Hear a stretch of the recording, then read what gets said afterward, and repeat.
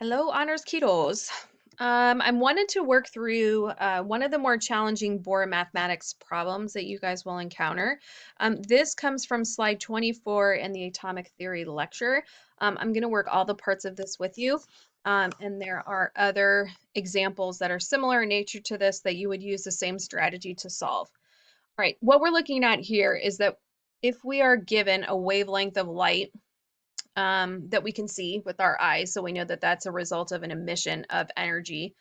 Um, what is the original energy level? Where did that electron start given a specific wavelength of light? And you can see on the screen here at the top that we're going to be using the same principle in that the quantization of this energy is simply due to the differences in the energies of the just specific energy levels where the electron transition to and from. And we're going to use this formula at the top.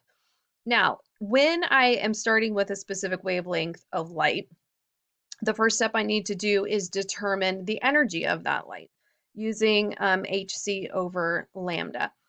So in this question, I have a wavelength of light that was emitted that is 93.8 nanometers.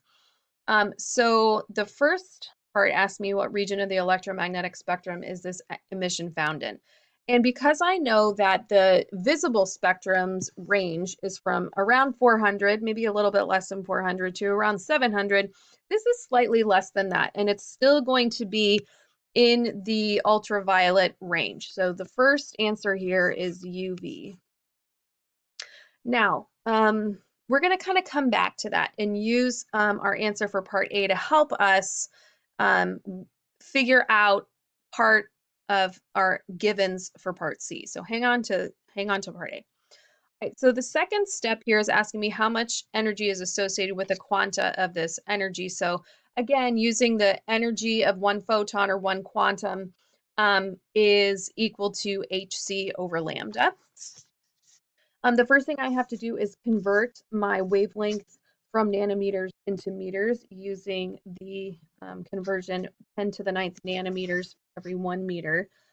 So I'm going to do 93.8 nanometers times 1 meter is 10 to the ninth nanometers. And this gives me a wavelength of 9.38 times 10 to the minus 8 meters. Okay, I need to put it in meters because my constants in H and C are in meters, and the two constants in there. So this is for part B. So now I'm going to do energy of that photon is h c over lambda, where h is Planck's constant, c is the speed of light, and wavelength is the lambda is the wavelength of that light. So I'm simply going to plug everything in here.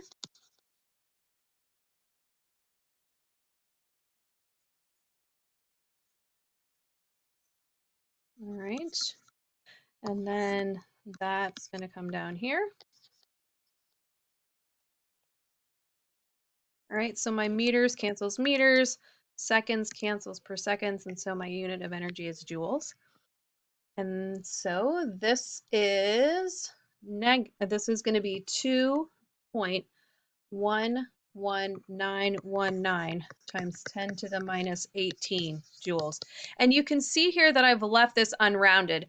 The reason for that is because I'm going to use that energy in another step, and so I don't want to for my rounding to correct sig figs to contribute to my rounding error.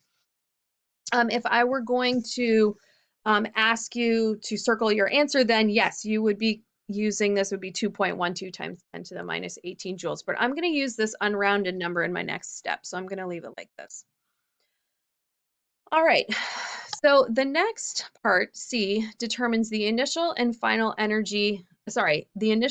values of N associated with this emission. So this is asking me for N, I, and NF. All right, so if I have my energy levels, and here's my nucleus, 1, 2, 3, 4, 5, 6, 7. Basically, it's asking me between which two of those orbits is this electron moving between. Now, that's two unknowns in my formula up here. And so I need to make an inference about the final energy level based on the type of radiation this is. And I know that mathematically, the only way that a UV wave can be produced by an emission from an atom is if the final energy level of that transition is 1. So it's going to be NF is 1. And now the only thing I need to figure out is NI. All right. So that's an important inference to make. And I'll remind you that UV, the final energy level is 1, and visible is 2, and infrared is 3. And those are the only types of radiation really that can be emitted by atoms. So we know that there's no other options besides that. All right, so now I'm going to plug in my delta E equals negative 2.18 times 10 to the minus 18 joules, 1 over NF squared minus 1 over NI squared. And that's the formula that's just up above here, right there. Okay, so I just figured this out right here, but there's an important step that you need to consider when you are plugging this value of energy into here. And that is that this energy that I'm observing with my eye, that is, well, I can't observe it with my eye, but that's being emitted, I can't observe it with my eye because it's ultraviolet, but that would be emitted is coming out of the atom. And that means that that delta E would be negative. So remember that delta E for an emission is less than 0, and delta E for an absorption is greater than 0. So I need to take this number and plug it into my formula as a negative. So now I've got the energy of a photon that I'm observing is negative 2.11919 times 10 to the minus 18 joules. Right, so there's that important negative sign, is equal to negative 2.18 times 10 to the minus 18 joules, 1 over NF squared minus 1 over NI squared. Now, we also just said that our final energy level is 1. So I can actually substitute 1 in for NF. And now the only thing I have left to solve for is NI. So now it's just algebra. So I'm going to scroll up here. So the first thing I want to do is get NI all by itself on one side, and I'm going to divide both sides through by this constant.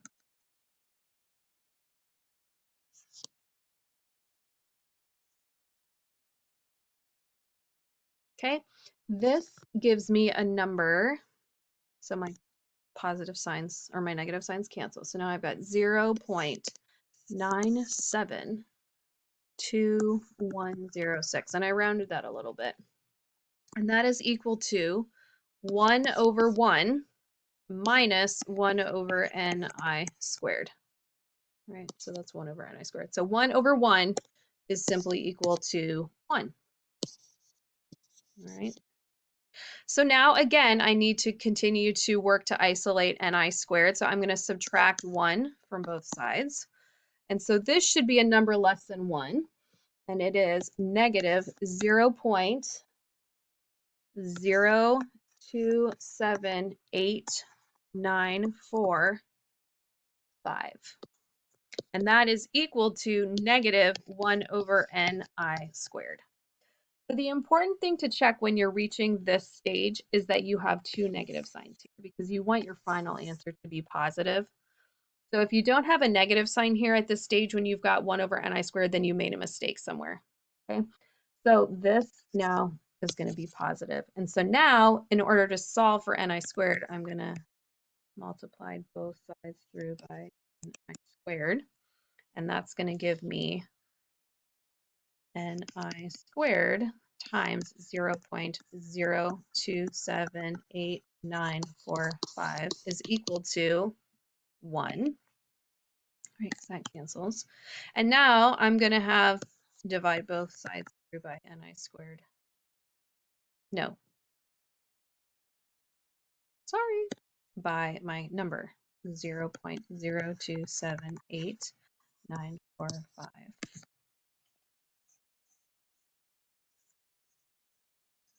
All right. Then I've got Ni squared is going to be equal to 35.849. And I'm going to take the square root of both sides to get Ni. And that is equal to 5.99. Now, remember, this is an integer, so it has to be a whole number. So you're going to round this to a whole number, 6. Okay? So what this means is for a wavelength that is 93.8, I believe. Ooh, we're so far. 93.8 nanometers. Oops, that's nanometers. We started at n equals 6 and went to n equals 1. And that's that. How to do that. Okay. So again, there's a couple of things to understand here. You got to make sure that you're making this delta E, that you're making this negative here. So turn this into a negative.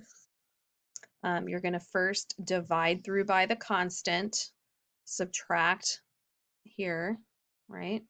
And then take the inverse of your number and then take the square root. So it's just a lot of sort of like really complex steps of algebra. And what I would suggest you do is that you show all of this work on your paper, because if you make an error along the way, you'll get more partial credit. All right, and so your answer should be shown here with your initial energy level and your final energy level as integers, whole numbers. Okay, good luck with those problems.